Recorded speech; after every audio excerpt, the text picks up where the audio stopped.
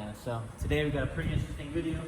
Just doing a simple install of this Forge Motorsports charge pipe. Got here, looks pretty nice. And then a little more exciting is a VRSF downpipe. It is catless, but if anyone else asks, it's stock.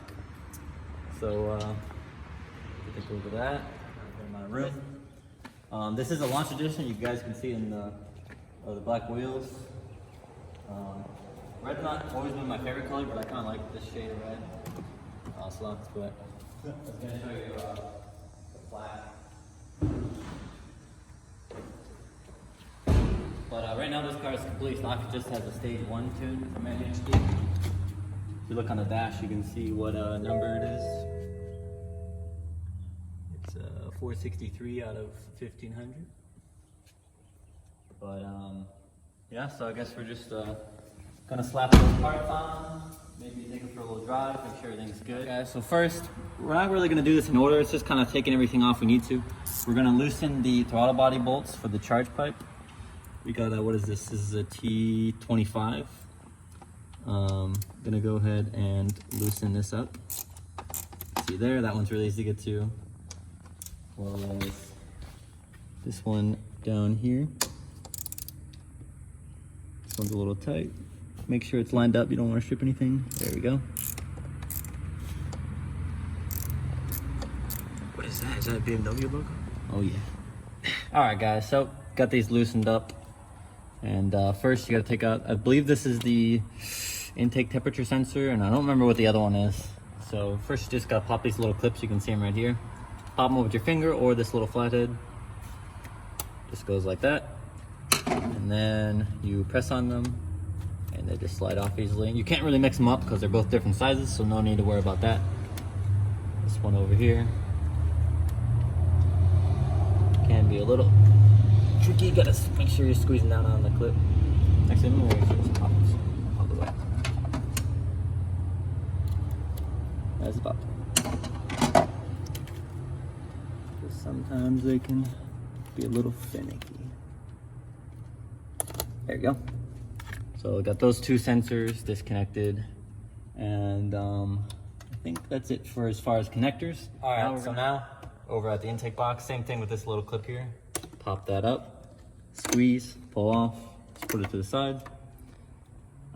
As these little clips you can do with your hand, but this back one, sometimes they're a little tricky to get to. I believe, is there a third one? Oh, there's one right here. There we go. As well as taking off this little hose clamp.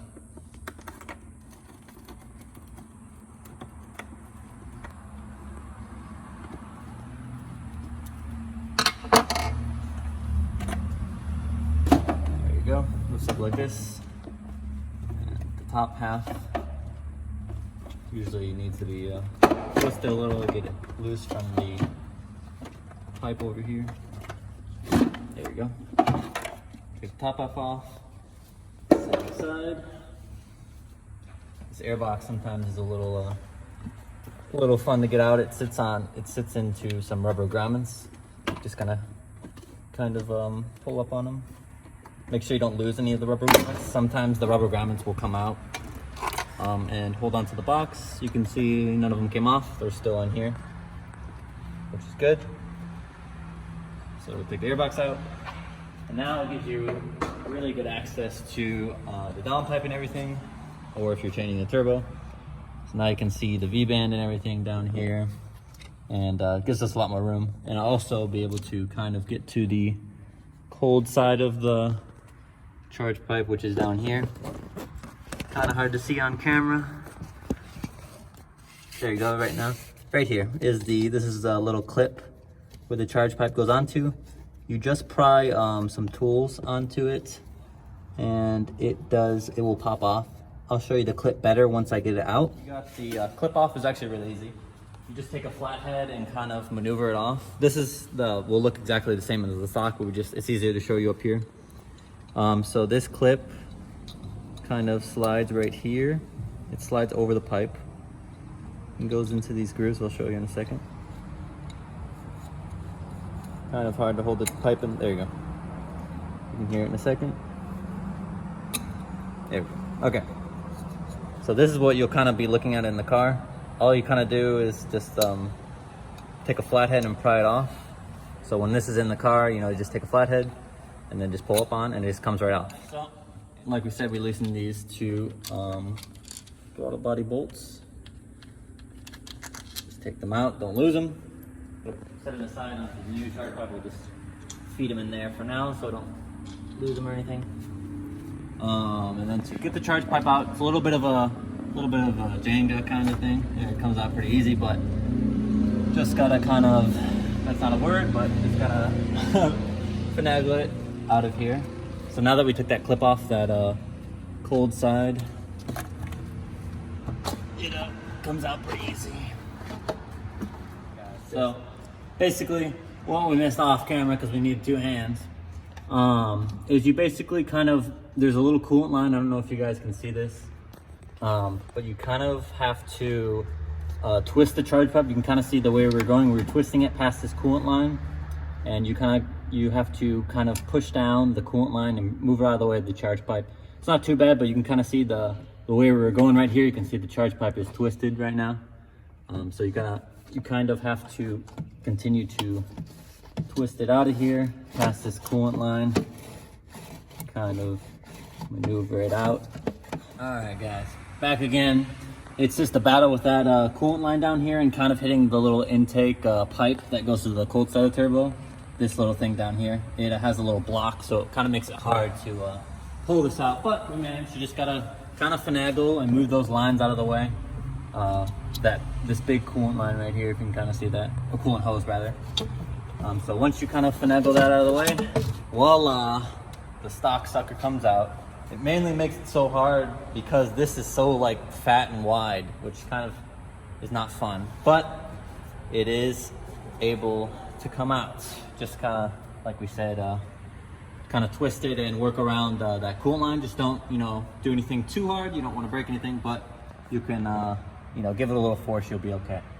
So the next step is, if you can kind of see this green O-ring in here, we have to remove that, as well as this O-ring right here. You definitely want those off and move to the other pipes, otherwise you'll have some nasty boost leaks. So I'm gonna go ahead and show you the transfer of these two O-rings as well as these two sensors.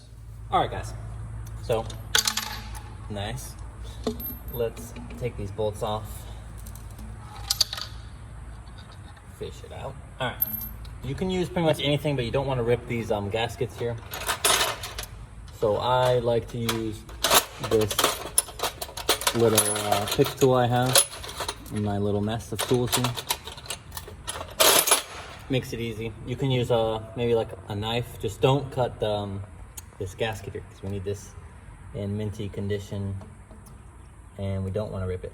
So we can kind of fish that behind the gasket, not into it. We're not stabbing it or anything like that. Just carefully lift it. Bada bing. Take this off nicely. There we go, comes off pretty easily. Transfer that to the aftermarket charge pipe.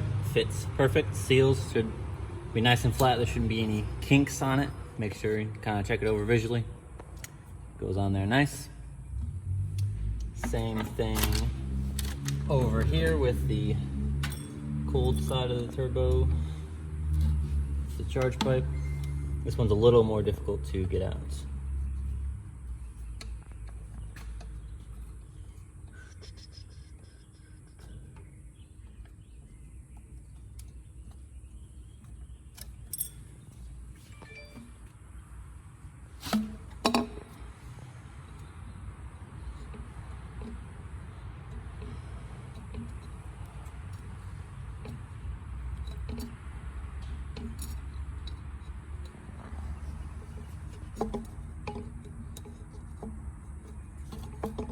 There we go, got it nice and flat in there. Working on the sensors right now. You'll need the same, I think, yeah, it's T25 for this T-map. I think it's the T-map maybe. I don't remember, guys. Don't quote me. I know one of them is the charge temperature, obviously, for the charge air temp sensor. And you don't reuse this bolt. It does use a different style bolt. They don't supply one, at least they didn't for me, so I had to use my own, but works good. Just as long as it properly threads in, that's what matters. Don't want to cross thread anything. So you do not reuse this screw type bolt. Don't do that. It's not too sensitive, but you just still got to be careful with it. So go ahead and push it in. Which orientation was it in? Was it this way? Oh no, it can only go one way. Yeah. So we just push it in. It's got a little rubber O-ring, so you can kind of feel when it pushes in. Thread in your bolt of choice. All right, guys. So got that bolt in there, nice and snug. Got the. This definitely looks like a temperature sensor. Just gonna thread this in carefully there. Doesn't have to be crazy tight. Just snug. That's what I would recommend. It kind of stops actually. You can't do it anymore after a certain point. So just make sure that is nice and snug. So before we put it in, kind of have the clamps loosened, but not, not totally loose. The best thing you can do is look at the stock charge pipe and kind of match the angles and everything as best as you can. That'll make it so it just fits in easy, and you won't have to, kind of reposition the clamps or anything once it's in the car. So just kind of. Well, we didn't really show you us sliding in here, but let me tell you guys, it's much easier than taking out the stock charge pipe, because this one, the connections are a little smaller. It doesn't have all that excess plastic like the stock charge pipe, so it's much easier to slide in. So right now you can see that we are just going to press it into the throttle body, just like that. Looks sweet already. And all we gotta do on this side is press it into the cold side of the turbo. All right, there you go, guys. You can kind of see down there. Not really. It's a little bit of a process. Yeah, maybe you can see, guys. Kind of just got to press it onto the cold side of the turbo. There we go. Kind of make sure those clamps are loose so we can, yeah, you can see it. Adjust it. There we go. Should be able to hear it click on, just like that. All right, guys, so just got those bolts in, went in perfect. Just double check, visually, make sure this is nice and flush. You don't want no gaps between the throttle body. Yeah, these bolts went in pretty good, nice and flush. It's connected on the cold side like we showed you. So these clamps are nice and tight too. These are the meth bungs if you want to run meth. Those are both, tight. We checked them and they're tight. You don't want any air escaping out of there either. So now we're gonna get to the fun part, the downpipe. So we're gonna be installing that VRSF downpipe. So first thing, what I like to do to kind of get things started is disconnect these two O2 sensor connections. I did these a long time ago. I was so confused, and these are kind of weird if you've never really worked on BMW. So first thing you do is pop this up like that, and you're gonna pull, and then it'll expose this little white tab right here. All you do is just put something gently underneath it, push up, and voila, it slides off. Same thing with reinstalling it. Push on, you can see it just disappeared, and then that's it. Just make sure you push in all the way, because you want this clip fully connected. So there you go, show you again, just like that. Now the other little trick is underneath. It's gonna be a little hard to see. Oh, you can see it, there you go. You have to press on this tab right here,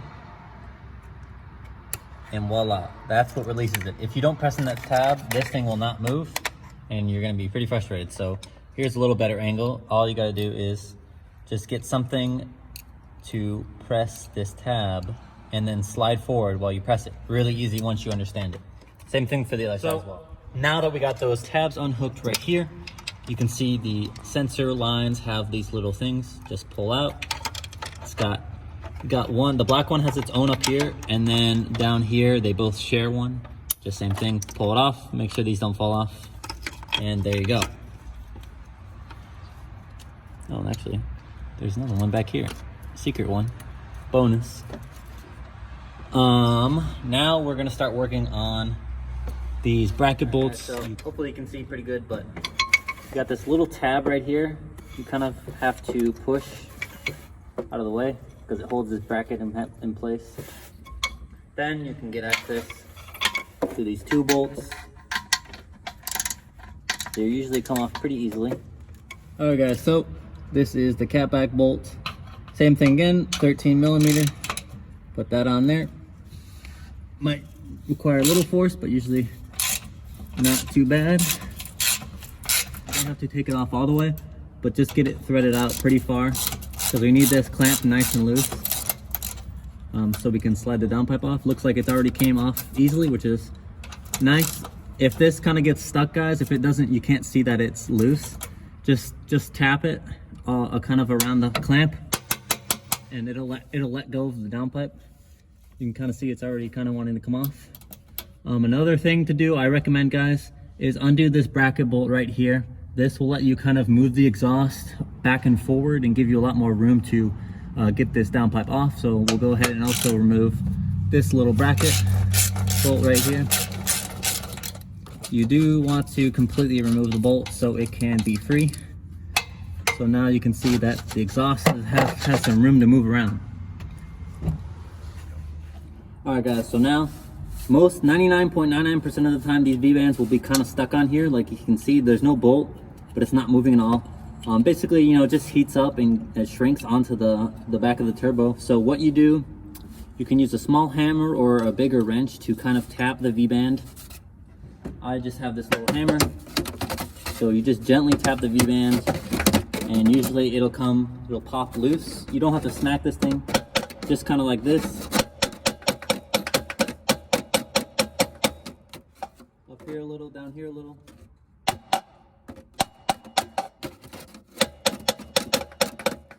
Now sometimes it'll come off pretty easy after a few taps. Sometimes you have to kind of work around here, guys. Don't worry, don't give up. You just have to hit with something around the V-band and it will knock loose, just like you can see here. It just knocks loose.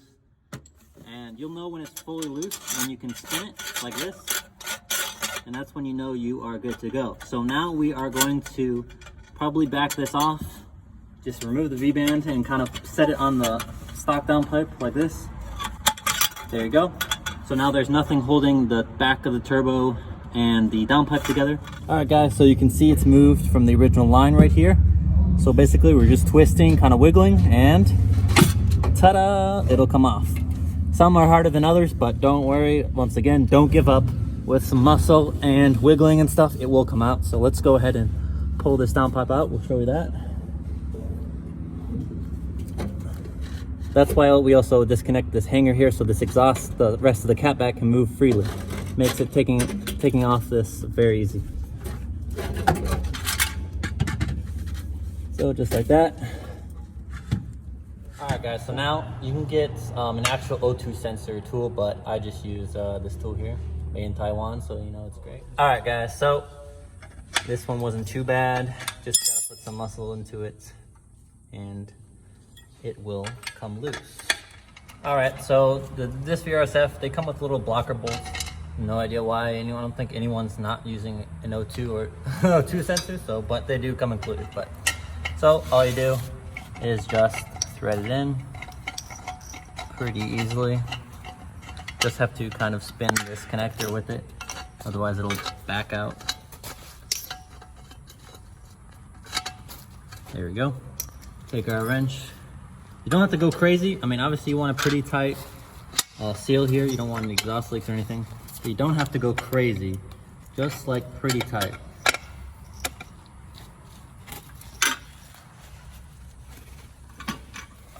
And same thing, repeat the process. Take this one off and transfer it to the catless downpipe. I like to do one at a time, just in case you don't want to mix it up and have to take them off again. That would suck, so. All right guys, so make sure this is very vital. I've actually seen YouTube videos where people don't put this gasket in. You can see it's like this little kind of, I'm not sure what the material is, but it's very fragile, so you just gotta get something very thin like this pick tool or maybe a very sharp tip of a knife, and just carefully pull this gasket out. Make sure you go behind it. It's okay if you hurt, you scrape a little off, that's no worries, but just got to be as careful as you can, because if you deform the shape, it's gonna make it really hard to put into the other one.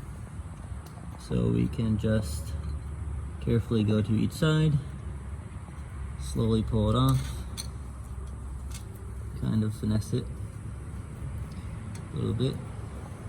There you go. Just, it's a little easier to put it back in. Just kind of press, make sure it's flush, and there you go. All right, so also don't forget, make sure you pull the V-band off. It's really easy to get it on. You just kind of feed one end and it just slips over. So now that we've got everything transferred, basically just do everything reverse. There's no special tricks to getting it in there.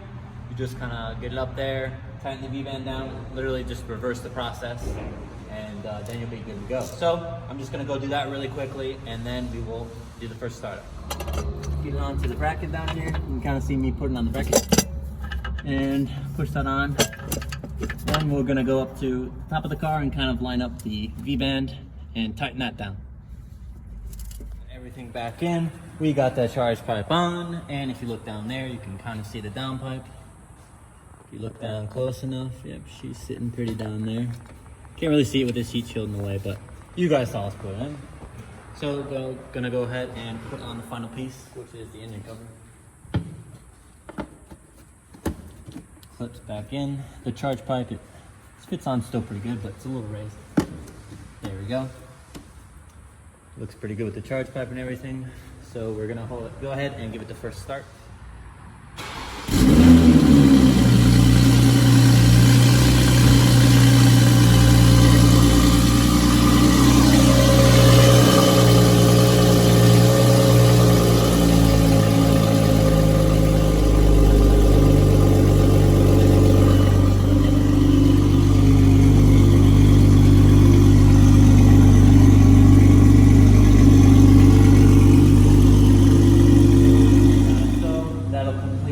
Downpipe install, got a couple sound clips, the cold start and everything.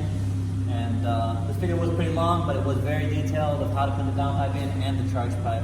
Kind of a combo video, but might be more to come to see from the Supra. If you guys want to see more of it, maybe some drive-bys, stuff like that, just comment down below. Otherwise, see you guys next video.